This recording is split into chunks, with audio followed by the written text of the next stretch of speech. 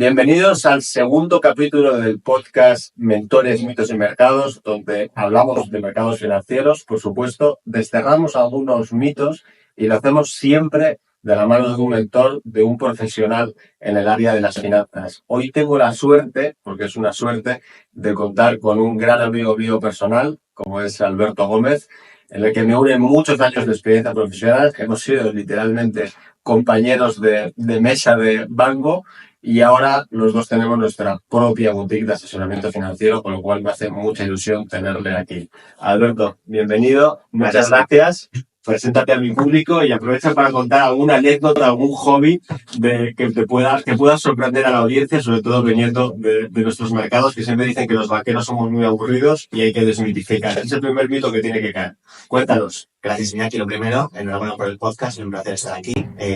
Ya sabes que me da la gran amistad contigo y bueno, espero que nos salga muy bien y que tengas muchas más entrevistas como esta. Nada, yo soy Alberto, llevo 14 años, casi 15 en Suiza. Me dedico, como tú, al mundo profesional de inversión, como asesor financiero de familias de grandes patrimonios, tanto en Europa como en América Latina. Como anécdota divertida que te puedo contar, pues mira, recuerdo que tenía yo por aquel entonces 27 años, era uno de mis primeros viajes a América Latina, como ya banquero, mediante como un niño destapando un caramelo, ¿no? Abriendo un caramelo, y nada, pues llegué allí, me acuerdo de las primeras reuniones que hacía, nada, ya totalmente repasada la cartera, con propuestas, con cosas para hacer. Y bueno, y de hecho no te contaré todo, porque no se puede contar, pero bueno, fue bastante desagradable porque el fin de la historia es que me acabó proponiendo ser modelo de calzoncillos en lugar de aportar más fondos o con hacer propuestas, ¿no? Y nada, fue bastante desagradable en ese sentido, porque obviamente ibas con toda ilusión. Y bueno, fue una entrevista bastante rara, sin quedar al cliente, sino poder sobre la cuenta. Y bueno, y ahí aprendes un poco a entender, pues que no es un trabajo sencillo. Yo creo que en esa mitificación que tú estás comentando ahora mismo, pues da la sensación de que el banquero privado pues vive en una especie de lujo y glamour, que luego creo que lo vamos a comentar. Pero cierto es que cada vez tienes que ser más profesional, tienes que estar todo lo mejor posible en cada reunión o ser camaleónico para que las cosas se salgan bien, ¿no? Y en ese sentido, pues obviamente no es una propuesta, pero bueno, lo cierto es que creo que ese trabajo nos da la oportunidad de conocer a gente súper interesante y que es muy gratificante en muchos sentidos, ¿no? En otros no tanto. En otros no tanto, efectivamente. Algún día te contaré la historia, pero bueno, fue un poco tenso en ese momento y he de decir que fue la única vez que he tenido algo bueno, desagradable en ese sentido, ¿no? Sí. La verdad es que este es uno de los grandes mitos que a mí me gusta mucho hablar, porque además para mi gusto es un mito doble, ¿no? Por un lado, tenemos el mito de los banqueros privados, a los que nos hemos dedicado tú y yo toda nuestra vida, que parece que todo es una vida de lujo, porque viajas en business, vas a buenos hoteles, vas a países agradables y demás, pero eso solamente es la parte A o la cara A de la historia, y luego tienes la cara B, que son este tipo de anécdotas, que va unido al segundo mito, que parece que la gente rica, ultra rica, la gente de altos patrimonios que gestionamos, como si fueran marcianos o que estuvieran en un mundo muy aparte, de todo ultra educado y de toda distancia, y realmente son como tú y como yo, y te puede tocar uno que te proponga ser modelo de calzoncillos o incluso cosas peores que nos han pasado, ¿no? Y luego hablaremos un poquito más de eso. Hablando también de anécdotas y de temas curiosos, a mí me gustaría hacerte 3 preguntas también relacionadas sobre este tipo de temas de curiosidades, mitos y demás. Y la primera, que yo creo que es importante también para desmitificar nuestra propia profesión, que mucha gente piensa que los banqueros privados somos oráculos y tenemos los mismos problemas, los mismos sesgos que todo el mundo. Cuéntanos, ¿cuál ha sido el mayor error o uno de los errores que hayas cometido a lo largo de tu carrera en el mundo de las finanzas? Los temas personales los vamos a hablar otro día. ¿Y qué aprendiste de ello? ¿Qué lección te dio? Bueno, lo primero, que creo que es un buen punto, da la sensación de que los que nos dedicamos al mundo de las finanzas de forma profesional no nos equivocamos, ¿no? Y somos humanos como cualquier otro cliente o inversor. Entonces, por supuesto, te voy a contar un par. Recuerdo año 2013 aproximadamente, hubo 2 inversiones realmente malas, ¿no? Una fue BlackBerry, que todos conocemos, ¿no? No sé si todos, ¿sabes? Quizás todas las generaciones no tengan ni idea, ¿no? Para mí entonces, de hecho, recuerda que se llama Research in Motion, ¿no? Sí, Entonces, sí. bueno, BlackBerry en ese momento, aunque era cuestión de verlo, realmente era el smartphone, lo que es el pionero, digamos, ¿no? Tenía el BlackBerry Chat, si recordarás también, ¿no? Todos usamos BlackBerry, tanto en el ambiente personal como profesional. Era como impensable, ¿no? Un poco caso Kodak en ese sentido, ¿no? Era impensable que pudieras perder mucho dinero en inversión, ¿no? Bueno, pues desde luego no fue así. En BlackBerry pasó algo así como de una valoración de $150 por acción a $7. Yo creo que lo peor ahí es anclarte a la inversión, ¿no? Y luego también lo podemos ligar al behavioral finance, ¿no? El comportamiento del inversor. Nada, uno ve que baja la acción, en ese momento estaba ir rompiendo en el mercado Apple con iPhone, que bueno, que el resto es historia, ¿no? Sí. No hay mucho que decir ahí, y bueno, pues te hagas la inversión, no quieres ver lo que está ocurriendo, siempre piensas que es un momento temporal, va bajando, y al no marcarte un límite por abajo, pues pierdes todo, ¿no? Y luego además vendes, cuando además luego puede volver a subir, ¿no? Otra vez sin analizar realmente por qué está ahí. La segunda fue Portugal Telecom. ¿También recuerdas? Sí, también es mía. Ese no es compartido. Mítica. Nada, otra acción. En ese momento Portugal Telecom tenía comprado papel comercial de Rio Forte Investments, que pertenecía al grupo Espíritu Santo. Bueno, pues otra vez Espíritu Santo quiebra, el papel vale cero, le pega un durísimo en el balance a Portugal Telecom. Ahí fue más un trade, que supongo que tú te dices así, de aprovechar, ¿no? Un poco de la avaricia, ¿no? Decir, bueno, ha bajado tanto que ahora entro yo, soy más listo de mercado y voy a hacer por 20, ¿no? Bueno, quebró, es una relación de cero y es perdió tanta inversión. Un poco la lectura es esa, es decir, yo creo que las finanzas en el nivel más académico no han evolucionado tanto en los últimos años, pero sí se estudia mucho el comportamiento del inversor, ¿no? Y cómo influyen los sentimientos de cada uno en esa toma de decisiones. Que al final será parte del trabajo que hacemos tú y yo en aquí, ¿no? Es de tratar que los clientes no compren en la euforia y que no vendan en el miedo, ¿no? Claro, hay grandes riesgos. Uno, a todos nos aspiran a ser un cripto bro, ¿no? Y haber invertido en Bitcoin en 2010, ¿no? O al revés, a todos tenemos miedo cuando el COVID, que parece que fue hace 20 años, pero fue hace nada, ¿no? Pues bajó hasta la bolsa del 4% en un momento. Y luego una recuperación en V. Cuesta ver esos temas y aquí el gran punto es aislar los sentimientos de la toma de decisiones.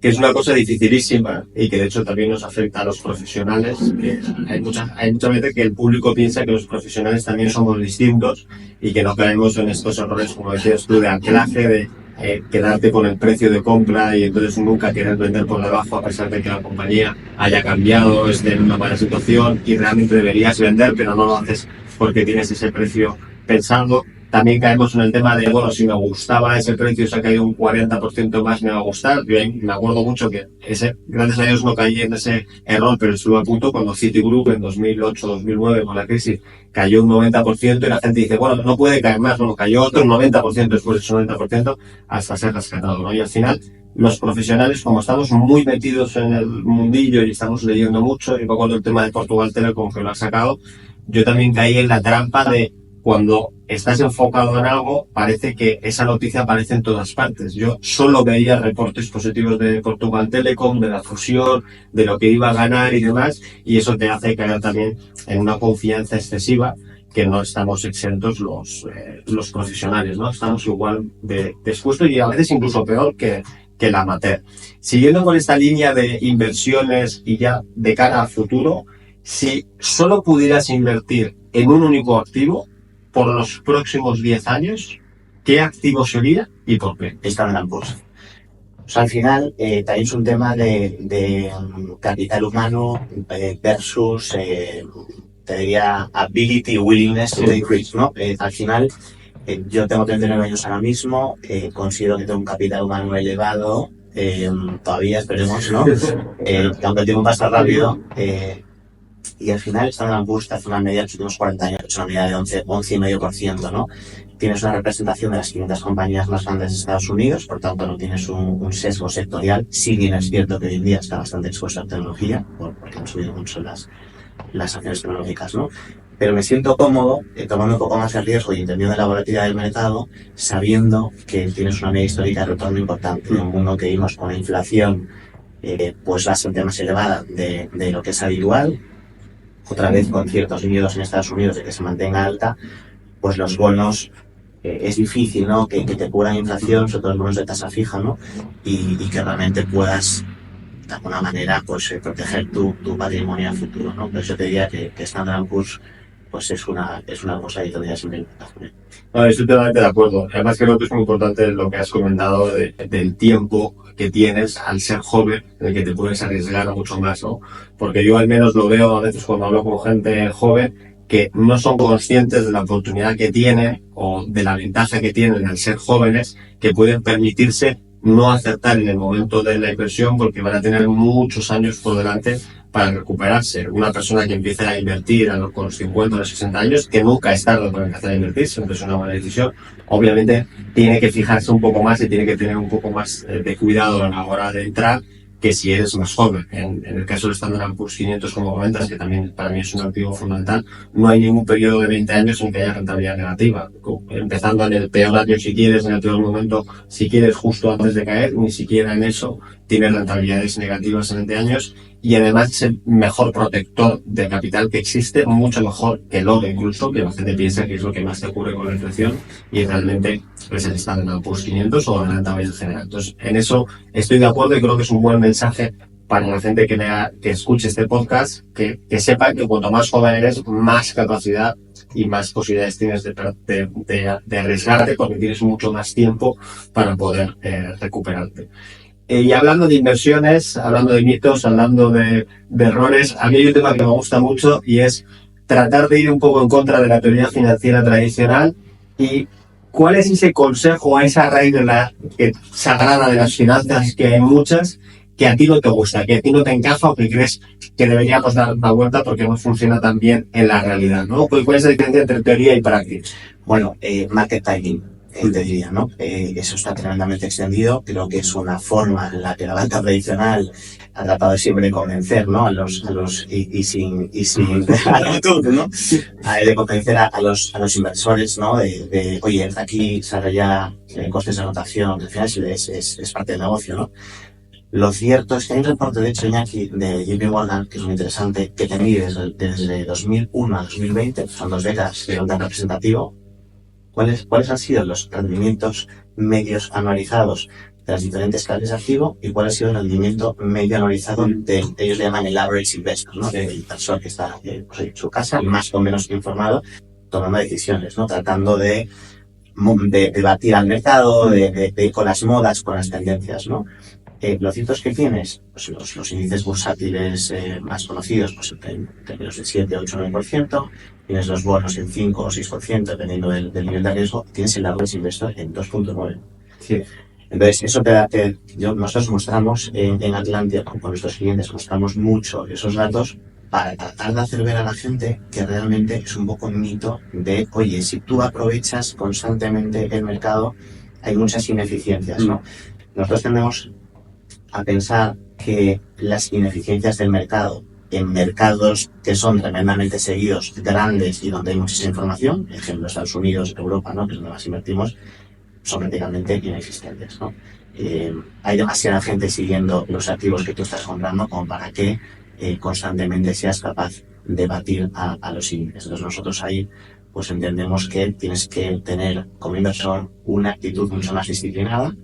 Pues digamos que una vez estableces la estrategia de inversión, tratar de no moverte demasiado. Nosotros aplicamos, que lo conoces bien, el sistema de Core Satellite, ¿no? Donde tienes un núcleo de tus activos de algo así en torno al 80%, que no se mueven demasiado, que son más direccionales con mercado, y luego pues tienes un cierto margen para tomar apuestas tácticas que puedan tener sentido en algún momento, ¿no? Y que te den a lo mejor ese extra rendimiento.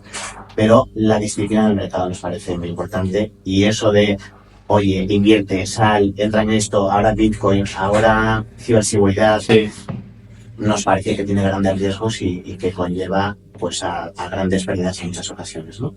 Totalmente. Y además yo creo que has apuntado otro tema que es clave, que es el factor que tiene la independencia de llevar tu propia compañía, en este caso vosotros en Atlantia o yo en IA Capital, respecto a la presión que tiene cualquier banco tradicional, que esto es igual, sea un banco u otro. Al final son empresas que tienen presupuestos, que tienen objetivos y que de alguna manera el hecho de recomendar no hacer nada va en contra de ellos mismos y siempre tienen como un sesgo, un incentivo para que los clientes no tengan carteras, muevan, operan y traten de, como bien dices, acertar en ese market timing que es tan complicado. La ventaja que tenemos nosotros es que no tenemos ninguna de esas presiones, trabajamos del lado de los clientes y es más fácil tomar decisiones pensando en el largo plazo y en lo positivo para el cliente y no tanto en los beneficios de Ocon. Ese informe que comentas de JP Morgan a mí también me encanta y yo lo suelo complementar con otro de Peter Lynch, que es uno de los gestores más famosos de la historia, con su fondo Magellan, tiene una rentabilidad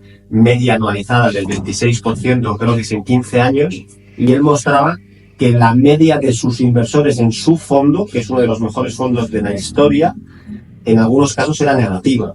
Y decía, ¿cómo es posible esto? Es posible porque mis propios clientes, decía él, no me hacen caso, no confían tanto en mí y creen que son capaces de acertar al mercado y salir. Entonces, incluso teniendo uno de los mejores vehículos de la historia, incluso así, ellos por tratar de acertar y por estas miedos y estas modas, salen y entran en el mercado tratando de hacerlo. Yo siempre digo que hay que desconectar un poco las noticias, hay que alejarse del ruido. El 80% de las noticias son negativas y eso te influye muchísimo en tu percepción, ¿no? De hecho, en enero hemos tenido una de estas noticias muy disruptivas que a mí me gustaría saber tu opinión, ¿no? Que ha sido la irrupción de DeepSeek, la nueva, no es nueva porque realmente es de 2024, pero la hemos conocido ahora, la startup china, que parece que ha sacado un nuevo modelo, una nueva inteligencia artificial que es capaz de competir con ChatGPT de OpenAI y las más punteras de Estados Unidos, con una fracción del coste tanto para construirla como de entrenamiento de los algoritmos, ¿no? Y ha creado cierto revuelo. ¿Cuál es la opinión que tienes tú respecto a la inteligencia artificial como sector y en concreto con esto que ha pasado con DeepSeek? ¿Es tanto como parece? ¿Realmente estamos en una revolución de una revolución? ¿O cuál es tu opinión al respecto? Pues un buen punto, Iñaki. Eso está muy de moda, ¿no? Y que ha causado bastante revuelo, como dices, en los últimos días en los mercados. Yo lo veo súper positivo. A lo mejor permíteme ser un poco contrario aquí, ¿no? O sea, primero, de lo que exista un monopolio en ese sentido, aunque sea una revolución positiva para todos, no es bueno. Con lo cual, yo no sé si será DeepSeek, si será Grok 3 con Elon Musk o cuál, ¿no? Que eso es un poco la duda. Pero desde luego es bueno que hay nuevos actores en el mercado. En el caso de DeepSeek, como siempre el mercado sobre reacciona con las noticias y luego se estabiliza. Es difícil, vamos a ver, todos somos en cierta medida escépticos de lo que ocurre de las noticias que nos vienen desde China, ¿no? Sí. Hay más opacidad, hay menos transparencia en cómo fluye la información hacia el mercado, por lo tanto, no creo que es muy temprano como para saber realmente cuál es el impacto que va a tener. Parece efectivamente que tiene menores costes de entrenamiento, pero, por ejemplo, está todavía en duda si tiene una real capacidad de aprendizaje en el machine learning que tanto leemos, ¿no? Y cómo va a competir con el resto. Yo al final, como reflexión, a mí me parece positivo que haya nuevos actores en el mercado, y lo más que está en todas, ¿no? Y que además está en el gobierno de Estados Unidos, pues desde luego también tendrá algo que decir. O sea, en la comisión salía el CEO de AI, ¿no? Sabes que este tweet de Elon Musk que iba a comprar la compañía más y luego vino de repente diciendo que compre por 7.500 millones de Twitter, ¿no? La realidad es que, bueno, Elon Musk está en el gobierno, no se sabe hasta qué punto va a tener injerencia e influencia sobre todo lo que ocurre, si va a tener una cierta ventaja competitiva sobre eso.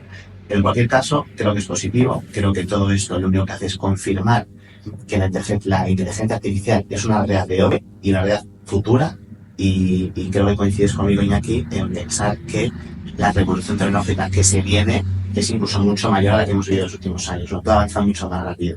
Y además la inteligencia artificial tiene, digamos, aplicaciones muy reales en temas tan importantes como salud, en temas tan importantes como educación, que van a mejorar enormemente.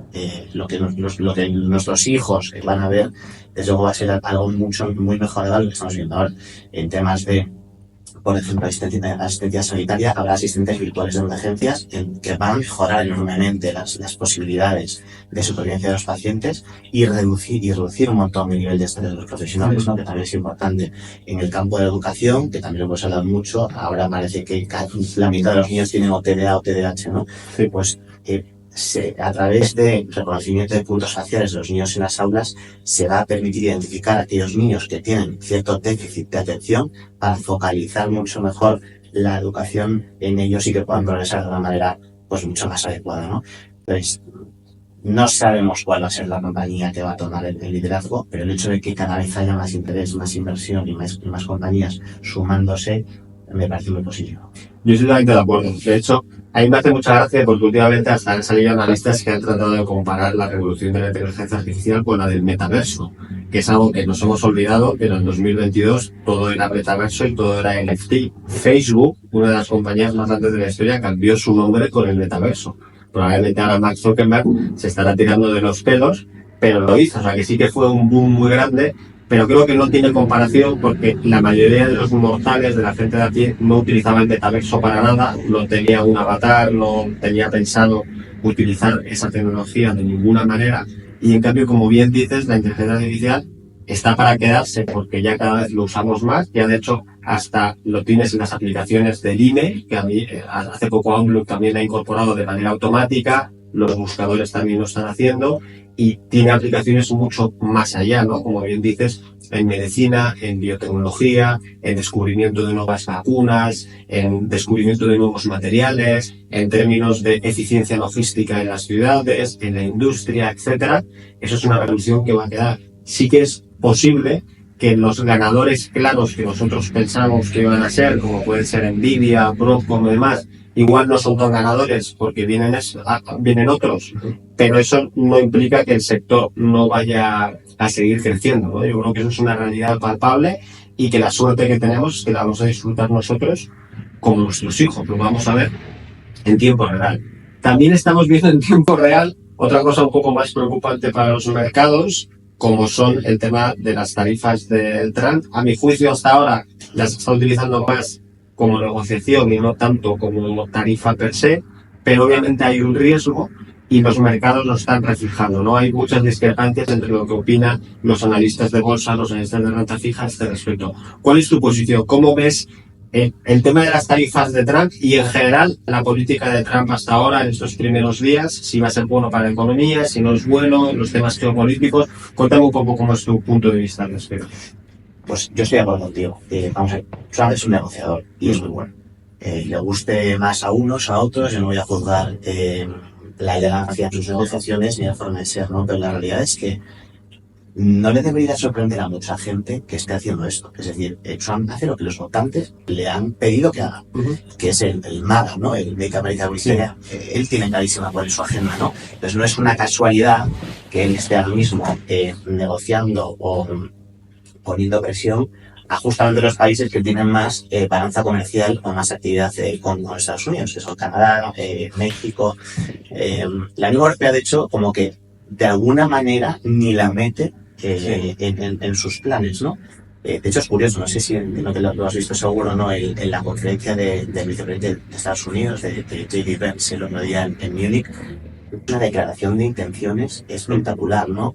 Y otra vez, más allá de la arrogancia del personaje, ¿no? Que además ese sí que es un self-made person, que ha vivido el sueño americano con una realidad familiar compleja, y el tío es William Jay, y bueno. Entonces, bueno, me parece que es curioso porque esta conferencia, ¿no? Y están todos, toda la cúpula de políticos, ¿no? De Europa y demás, ojipláticos. La realidad es que Trump y la agenda que tiene es muy clara, y es, oye, vamos a dejar de mirar de puertas para afuera constantemente y ser un poco aquí los buenos samaritanos entre comillas, que luego por supuesto siempre busco un rédito, ¿no? Y vamos a mirar para adentro, ¿no? De puertas para adentro. Es lo que han votado, y los aranceles, coincido contigo, es una herramienta, digamos, de negociación que en algún punto, igual que la guerra de Rusia y Ucrania y demás, ¿no? Creo que Europa tiene que despertar claramente de lo que está haciendo ahora mismo.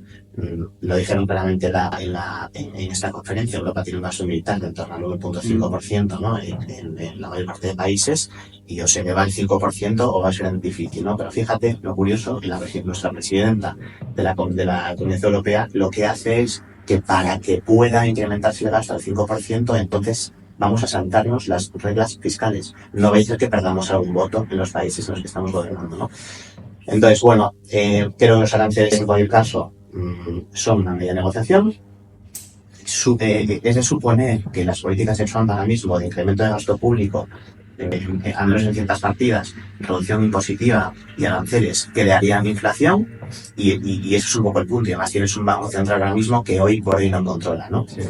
Hasta 2026, por lo menos, Powell va a seguir ahí. Con lo cual tampoco tiene ahora mismo la herramienta de controlar, digamos, los tipos de interés como él querría. Por ver, yo creo que a nivel de mercados en el corto plazo va a seguir habiendo rally. Es tremendo lo que ha pasado en declaraciones en mes y medio. Ya más o menos se han roto las expectativas de mercados que había en el año, con los índices europeos en doble dígito, los americanos casi ahí. Me preocupa más el medio, ¿no? Cuando realmente ya haya inflación generada, cuando realmente se hayan negociado estos aranceles, al final, si tú lo que estás haciendo es impedir, digamos, el tráfico fluido de bienes y servicios, no vas a tener tantas herramientas en el mundo como para abastecer a tus propias compañías, ¿no? Con lo cual, bueno, pues puede haber ahí cierta disrupción en los mercados que puedan afectar a la economía estadounidense, ¿no? Está claro. De hecho, has apuntado varios temas muy interesantes, ¿no? Por un lado, es esta relación entre Estados Unidos y Europa. Yo coincido contigo en que tanto las palabras del vicepresidente como las propias palabras del presidente en la inauguración, en la que no mencionó para nada a Europa, casi no menciona a Canadá, ni a México, ni a China, y de hecho le da más énfasis a Panamá e incluso al planeta Marte que a ellas, eso no es casualidad, eso está estudiado y es un aviso al navegante. Es no tanto decir, oye, voy a dejar de comerciar con ellos, porque obviamente van a seguir siendo sus principales socios comerciales, pero sí dicen, oye, aquí el que mando soy yo, y vamos a negociar, tienen que negociar el TECLAN, el acuerdo entre Canadá y México.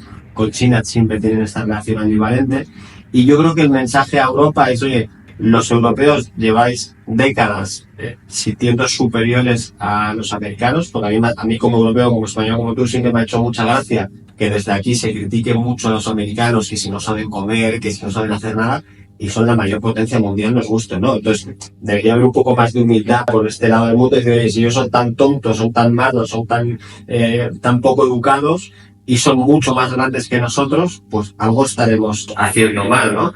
Y creo que en este caso Trump les está diciendo, oye, vosotros cuando hay algún problema en el mundo queréis que vayamos con nuestro ejército, ya sea la guerra de Yugoslavia de los 90, también sea la de Ucrania rusa o cualquier otra, pero no queréis aportar nada. O sea, queréis que seamos los alguaciles del mundo y al mismo tiempo criticarnos si pasa cualquier cosa mala. Entonces yo creo que es un aviso a navegante importante. Y me gusta también el punto que has comentado de la Reserva Federal, porque evidentemente hay un problema. Donald Trump quiere que bajen las tasas otra vez a cero, y Jerome Powell está resistiendo y está siendo más data driven, está esperando a que veamos datos para cómo hacerlo, y yo lo veo de nuevo con otra discrepancia en el mercado, ¿no? La uno, a lo que has comentado de los índices de bolsa, que es verdad que en el primer mes del año a mí me sorprendió mucho verlo, de los 10 índices mundiales, de los 10 índices que mejor lo habían hecho en el mundo, 8 eran europeos. Yo lo achaco un poco a que en Europa hay menos tecnología, hay más sector defensivo, más farma y más protección, y como hubo la irrupción de DeepSeek, de todas sus problemas tecnológicas, pues ahí puedo entender que lo esté haciendo mal. Pero lo que me sigue chirriando es que las bolsas, que son activos de riesgo, estén volando mucho, al mismo tiempo que está volando el oro, al mismo tiempo que las tasas de interés están tensionadas cuando no debería, cuando está bajando la Reserva Federal, y al mismo tiempo que hay una parte de los analistas que esperan que Donald Trump solucione todo, solucione la guerra de Ucrania, impida que haya un problema con Taiwán, al mismo tiempo se arregle con Powell, y yo creo que todo a la vez es difícil, ¿no? Entonces, ¿Cómo lo ves tú? ¿Cómo ves esa visión para este 2025 en los mercados, teniendo en cuenta que venimos de 2 años increíblemente positivos con rentabilidades por el doble de la media histórica del Standard & Poor's, ¿no? Gracias, aquí es buen punto. Y obviamente es gran parte del trabajo que hacemos aquí, ¿no? Otra vez, el market timing es muy complicado. ¿Cuántas veces en los últimos 15 años llevamos diciendo que la bolsa está en máximos históricos? ¿Cuántas veces diciendo que en algún momento, escuchando, ¿sí? Que en algún momento ha de caer, ¿no? Al final, como consejo a los inversores, es otra vez mantenerte disciplinado y fiel a tu política de inversión. Porque es imposible saber cuándo va a estar, digamos, cuándo será la siguiente noticia que va a acercar el mercado, o al revés, o cuándo va a haber un nuevo rally, ¿no? El tema es que hay, como bien dices, una gran incongruencia, especialmente entre las principales dos clases de activos, que son renta fija y renta variable. Parece que hay mucho miedo desde el punto de vista de los mercados de renta fija, por eso las tasas siguen elevadas. Al final, el Banco Central Americano, en este caso, tiene influencia sobre las tasas a corto plazo. Pero, como bien sabes, la salud de la economía de Estados Unidos se mide más en medio, en 10 años y demás, o en largo. Con lo cual, no pueden hacer mucho ahí. Y lo que te está diciendo el mercado es que se le otorga riesgo más elevado de lo que le gustaría a los americanos a la economía estadounidense dentro de los años. Por eso las tasas no acaban de relajarse, ¿no? Sin embargo, ves que el mercado de acciones es una fiesta constante, ¿no? Porque hace año y medio veíamos que prácticamente las únicas empresas que tiraban de los índices eran los sectores tecnológicos, pero ya ha habido una rotación en ese sentido y ya empieza a haber un poco más de armonía en los mercados financieros, ¿no? En cuanto al oro, yo entiendo que el oro en gran parte está viendo como una reserva de valor.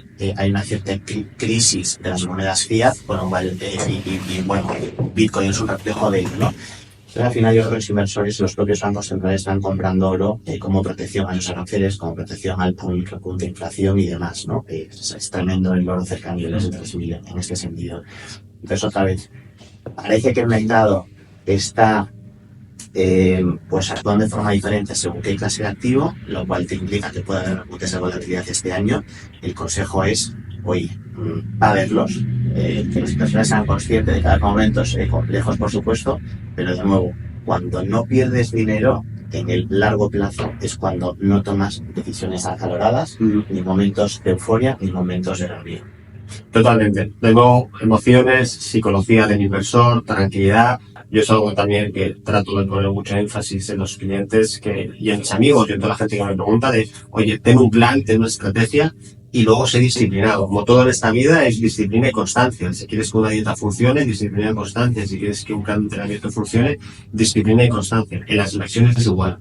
Trata de alejarte de los miedos, trata de alejarte de las noticias que, como decía antes, son muy negativas y sigue tu plan, manténlo, que eso es la mejor manera en la que vas a funcionar. Me ha gustado mucho que hayas mencionado un mito que yo también recalco mucho y es el concepto que tiene la gente de las tasas de interés, que piensa que los bancos centrales pueden afectar a toda la curva de tasas de interés cuando realmente solo lo hacen en el tramo corto. Y aunque suele tener un reflejo en el tramo largo, no necesariamente, y puede haber movimientos contrarios como el de ahora. Y me ha gustado mucho también que hayas mencionado el tema de Bitcoin, que en nuestro mundo sigue sin hablarse demasiado de él, a pesar de que es el mejor activo de largo de los últimos 15 años y prácticamente de cualquier serie histórica que quieras. Y eso me ayuda a enlazarlo con un tema que para mí es muy importante, como es el tema de finanzas tradicionales versus nuevas finanzas, que yo me resisto a llamarlas fintech, porque creo que también el mundo cripto va a disrumpir todo este mercado y en el futuro hablaremos de empresas financieras que sean un token, que sean una moneda como tenemos ahora y que vayan ocupando sectores o subsectores financieros que ahora mismo nos parece inimaginable, ¿no? Entonces, tú que también estás como yo fuera del mercado tradicional y estamos haciendo otras cosas desde nuestra perspectiva de nuestras empresas, ¿cómo ves eso? ¿Tú crees que las finanzas tradicionales van a cambiar? ¿Los bancos tradicionales están preparados para eso? ¿Los clientes están preparados para ver esos cambios que van a venir? Que yo concuerdo contigo, van a ser espectaculares y más rápido de lo que pensábamos, ¿o no? Pues, Iñaki, yo creo que, a ver, por separar el mundo de la banca, digamos, comercial o de la banca privada, ¿no? Al final, el banco comercial es impensable que sigan pagando por servicios que son ya una commodity. O sea, pagar por el retiro de un cajero, pagar por una transferencia bancaria, que el blockchain debería encargarse de todo eso, ¿no? O la mera custodia, si es más gran cantidad de activos, ¿no? Hay ciertos servicios que han servido como ingreso a cuenta de resultados de los bancos, que van a dejar de existir, porque la mera competencia, como bien dices, de los Revolut de turno y de otras muchas plataformas, pues va a hacer que las nuevas generaciones se acerquen mucho más ahí. Y no solo por un tema de costes, que por supuesto, sino por un tema de facilidad de uso. Yo otro día estaba con un amigo en casa, que ambos usamos Revolut, ¿no? Igual que tú. Y lo cierto es que es tremendamente más intuitivo que cualquier banco que nosotros tengamos tradicional. Las transferencias las haces en 2 segundos.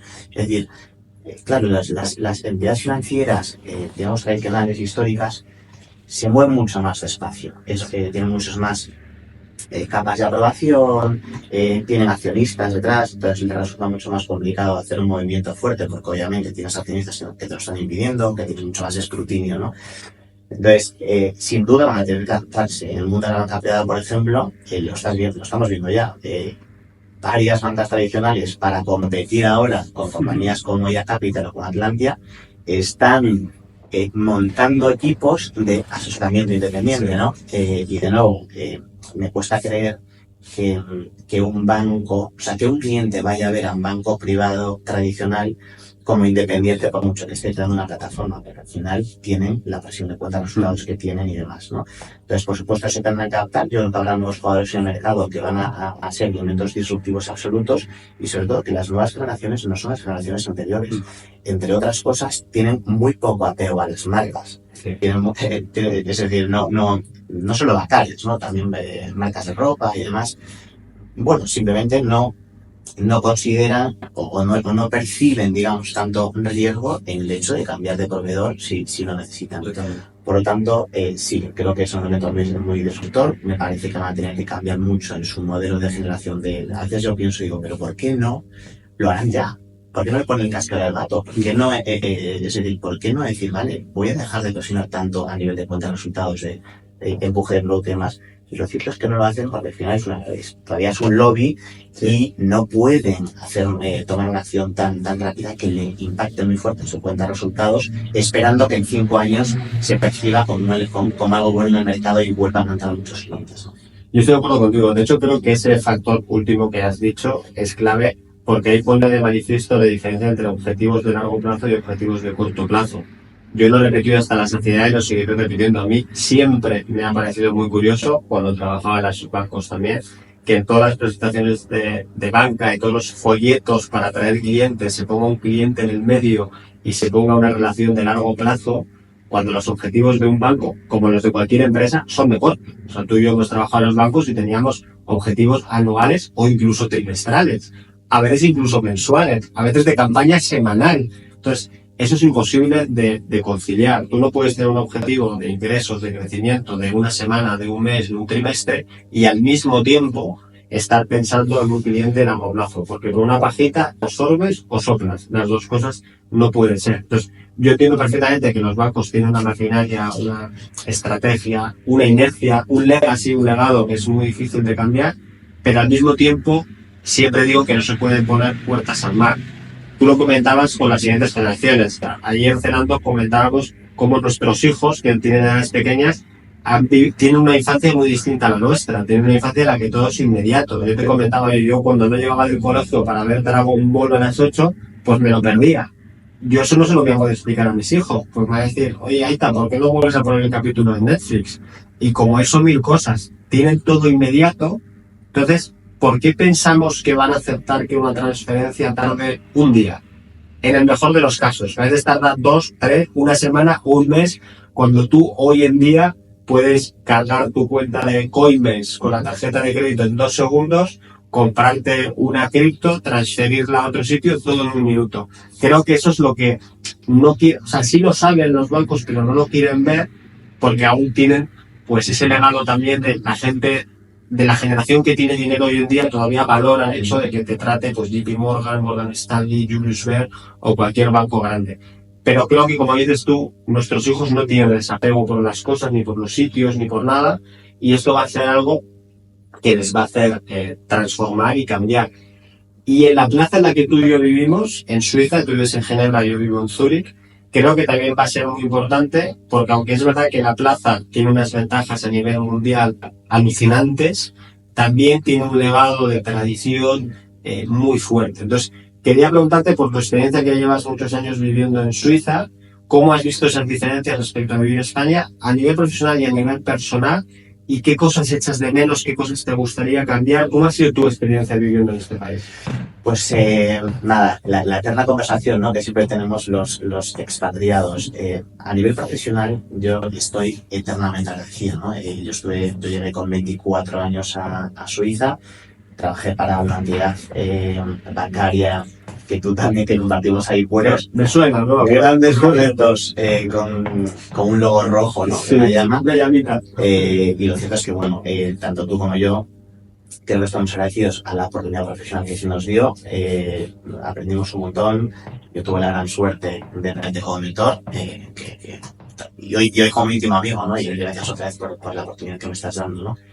Pero bueno, han sido momentos pues que yo recordaré siempre con muchísimo cariño, ¿no? Y luego pues tuve la suerte de tenerte de nuevo a ti y de desarrollar una carrera profesional en la entidad pues muy buena, ¿no? Y de conocer a gente muy interesante y le estoy muy agradecido. Como sabes, luego en 2021, que era una oportunidad de empezar por ahí la presentación, ¿no?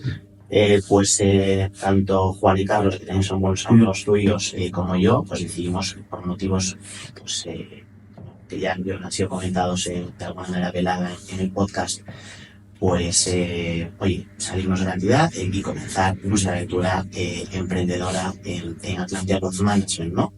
Hoy en día tenemos la compañía en Suiza, con base en Suiza, donde somos los 3 accionistas, y está Carmen Serrano, que es la analista de equipo, que es espectacular. Hemos pedido licencia, ¿no?, en España con Atlantia Growth Management, una EAFI, donde está María Muñoz, que también es súper buena persona y buena arquera, y nos ayuda un montón con todo lo que estamos haciendo.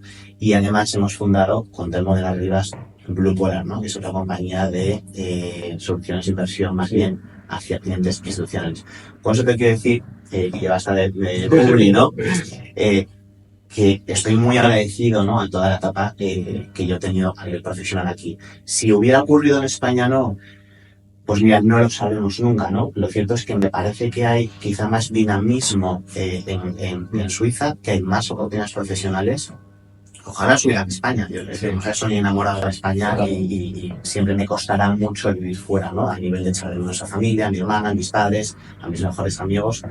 Pero lo cierto es que a nivel profesional creo que ha sido una decisión acertada cuando hemos montado la compañía. Si no hemos recibido ayudas, lo sabes, ¿no? Que también hay que desmitificar un poco esto, ¿no? Que parece que Suiza, primero, que es un paraíso fiscal, que nada más lejos, y segundo, que se reciben muchas ayudas. Entonces, no es correcto. Pero sí tienes unas reglas de juego claras, tienes un sistema jurídico que funciona y que es, te diría que a prueba de balas, y no te están cambiando las cosas de forma recurrente. Y eso te da un campo y un espacio, pues unas reglas del juego otra vez, pues bastante fáciles de entender como para que realmente te centres en tu negocio, ¿no? Creo que España es un país maravilloso y aunque vamos muchísimo, pues es un país con grandes posibilidades, pero que sin adentrarmente más políticos, cada uno tendrá su opinión, ¿no? Me parece que está poniendo muchas trabas en el emprendimiento, ¿no? Desde los autónomos, que solo pagan y tienen que generar cantidades ingentes de dinero para poder tener rendimiento, hasta empresas como la nuestra. Nosotros, para tener una idea, tardamos un año desde que pedimos la licencia de AFI hasta que nos la dieron, ¿no?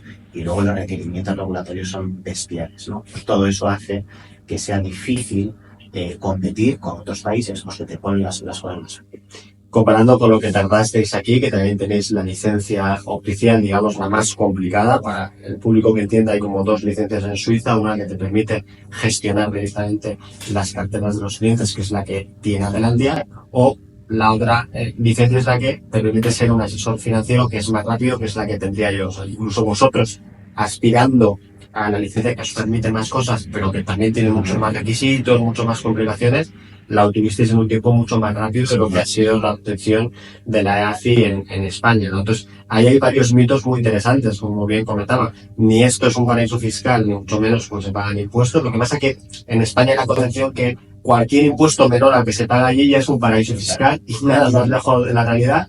2, tampoco te regalan el dinero, no hay ayudas para el emprendimiento, pero no hay trabas, que igual al final es lo que los jóvenes empresarios como somos nosotros, y en mi caso yo no tan joven, es lo que quieren. Entonces, oye, no me ayudes, pero no me molestes, o sea, déjame montar mi empresa en 15 días, en 30, en lo que sea, y con eso poder trabajar, ¿no? Y es una lástima, para mí siempre es el tema de lo que podría ser en España, no fue hoy tú y yo cuando veníamos aquí en moto, decimos, joder, qué lástima el frío que hace en este país, que es maravilloso para muchas cosas, pero te mueres de frío y dices, ¿por qué no puedo montar esto en Málaga? O en Sevilla, o en la propia Madrid, y estaría tan contento, y no puedes, porque obviamente tardarías mucho más tiempo, el nivel de impuestos te comería y te impediría, pues de alguna manera, poder desarrollar tu carrera, ¿no?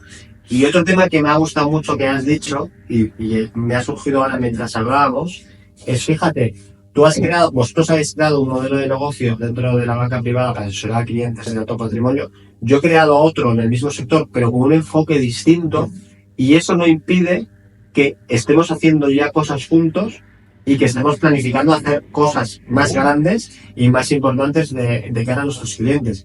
Eso es otra cosa que la banca tradicional no puede hacer. Tú nunca vas a ver a Julius Baer hablando con Pictet para sacar un fondo conjunto y lanzarlo, porque no van a poder ponerse de acuerdo y no lo entendería, ¿no? Y yo creo que eso también es una de las cosas bonitas que tiene pues esta apertura de miras que hablábamos antes, que no es que sea una crítica a la banca tradicional, es simplemente pues decir los defectos que tiene o las incapacidades que tiene y que nosotros podamos aprovechar. Y yo estoy de acuerdo contigo en que el futuro viene por ahí. Y para cerrar y para ayudarme, dentro de unos días tendré el siguiente capítulo del podcast, que no te voy a decir con quién es, pero sí que me gustaría que dejaras una pregunta, puede ser de carácter personal, puede ser de carácter financiero, profesional, de lo que quieras, para el invitado, sin saber quién es ni qué va a venir. Yo creo que puede ser muy divertido. Espero no comprometerte al uso. Yo espero que sí. Sería para ir más o menos fácil, ¿no? Entiendo que él las sabrá ya en realidad, pues la está viendo el podcast, ¿no? Con lo cual se lo voy preparando, ¿no? Se lo voy preparando, pero voy a intentar comunicarlo hasta grabarlo. A mí me interesa mucho las mentes en metaverso, ¿no? Sí. Es tremendo, porque cómo evoluciona todo. Hace un año y pico, de hecho, es acojonante, ¿no? Que Facebook haya cambiado su nombre a Meta y que ahora ya nadie habla de metaverso, ¿no? Yo sigo pensando que el metaverso va a ser una realidad, ¿no? Si veremos en qué forma y cómo, ¿no? A mí me gustaría preguntar al siguiente invitado, ¿no? O invitada. Sí. ¿Cómo cree que van a evolucionar las relaciones interpersonales? Ejemplo, incluso nuestros hijos, ¿no? Es algo que me fascina y me inquieta, ¿no? En el futuro. Es decir, considera que van a ser mucho más desde casa, tipo metaverso, ¿no? Y mucho más, oye, con menos contacto físico, es decir, o cómo cree tu invitada que nuestros hijos van a interactuar entre ellos y qué implicaciones va a tener eso, tanto su forma de comportarse como su crecimiento personal. Me gusta mucho, porque es un tema que yo hablo mucho de esto también en mis conversaciones, porque tendemos a pensar que las nuevas generaciones se relacionan mucho menos que nosotros, porque se relacionan distintos. Eso es. Mis amigos dicen, no, es que ya mis hijos ya no juegan en el parque, ya, pero tus hijos están metidos en su iPad y están hablando con una persona en Australia, con una en Estados Unidos y con otra en China. Yo todavía soy de la generación que mandaba cartas a mis amigos de verano y tenía que esperar si querían escribirme a mandarlas. Hoy en día conoces a alguien en un aeropuerto en Singapur, te intercambias el WhatsApp y estás conectado para siempre. Entonces, desde mi punto de vista, están más conectados, solo que están conectados de manera diferente a como estábamos conectados nosotros.